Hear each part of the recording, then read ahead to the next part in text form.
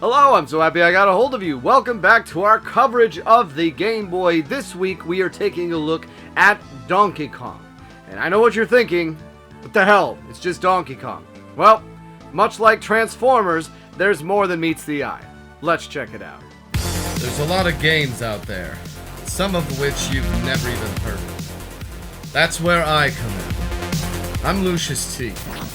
I've been playing games since the age of 2. And I have no life. This is Retroactive. I have heard from numerous sources over the years that Donkey Kong for the Game Boy is great. My buddy Wes, gaming historian, numerous gaming articles, and they're not wrong. This game is a wolf in sheep's clothing. It starts off like the arcade Donkey Kong, but after you beat the first 4 levels, you open up an additional 8 worlds and 97 levels of Kong-fection. If anything, Nintendo did themselves a disservice by making the game look like a simple port of the Donkey Kong arcade game. Jumpman, now known as the Mario we know and love, has a few tricks up his sleeve. Oh, really? He can hop upside down and block barrels, Do a barrel roll! do a direction-changing backflip, Alright, that's enough. and a triple jump of sorts. Make sure to sub. The mechanics feel very similar to a game that was released a year later, Mario 64. So it's not hard to imagine some of those ideas were taken from this game, or at least created for both.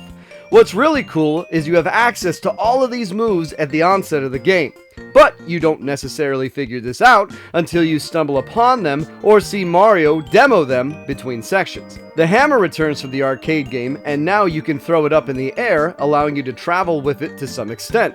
Levels will have blocks that need smashing, or sometimes ice that has to be melted. Other level items include bridge makers, ladder makers, switches, and rope swings. Now, enemies generally have to be dealt with Mario 2 style by throwing items at them, or throwing them themselves. The worlds are set up with 3 stages and then a Donkey Kong or Donkey Kong Jr. fight. In the stages, you must find a key and open a door. Very Super Mario World-esque. If you drop the key once you have grabbed it, you have a certain amount of time to pick it up before it despawns and returns to where it came from. In some levels, it is unavoidable. You need to throw the key. Figuring out how each stage works and how to get the key to the door is the main gameplay loop here. Now, some levels will push Mario with wind or have disappearing blocks. There's even some water stages thrown in here. Nintendo spared no expense on this game. It is no mere port. Playing this on the Super Game Boy unlocks color palettes, a cool background, and even some additional sound. Now, I forgot to enable cartridge audio when I booted this game up on my Super NT, so the whole game was silent. I then heard Pauline go, pretty cool that the Super Game Boy itself is making that noise. Now, the Donkey Kong fights aren't the hardest thing in the world, but they also can prove challenging, especially the later ones. If you run out of lives, you are sent back to the previous save point.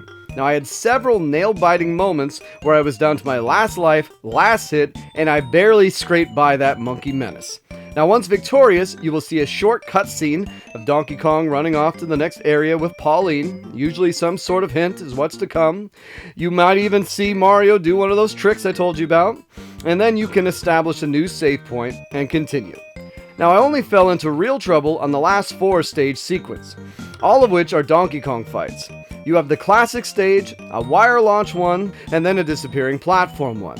All of which culminate into a Donkey Kong barrel flipping fight in the wind. Do a barrel roll! Now, once beaten, the game tricks you into thinking you've won, but as this is the 90s, Donkey Kong shows us his true form, and then you need to defeat Giant Kong.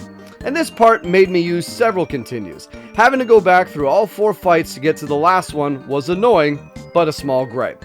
And Donkey Kong Jr. also gets some of his own unique boss fights as well throughout the game. Now, if anyone ever doubts that Nintendo cares for its properties, I'd point to this. This was made in 1994 as a remake of the 1981 arcade game. Donkey Kong Country was coming out that fall, Mario 64 was on the horizon. However, Nintendo went above and beyond. There are no shortcuts here, the levels are unique and fun, they introduced new mechanics that were both true to the original, but used pieces of modern Mario for the time. They may have even influenced some of Mario 64's development with the reverse direction jump and how he launched off poles. No one would have blamed Nintendo for just making a Game Boy version of the arcade. Luckily for all of us, they didn't and gave us the definitive version of Donkey Kong and a must-own Game Boy title. Time for some Lucious metrics. Cost of entry. Reasonable. This game is still pretty cheap when considering the quality and the amount of game you get.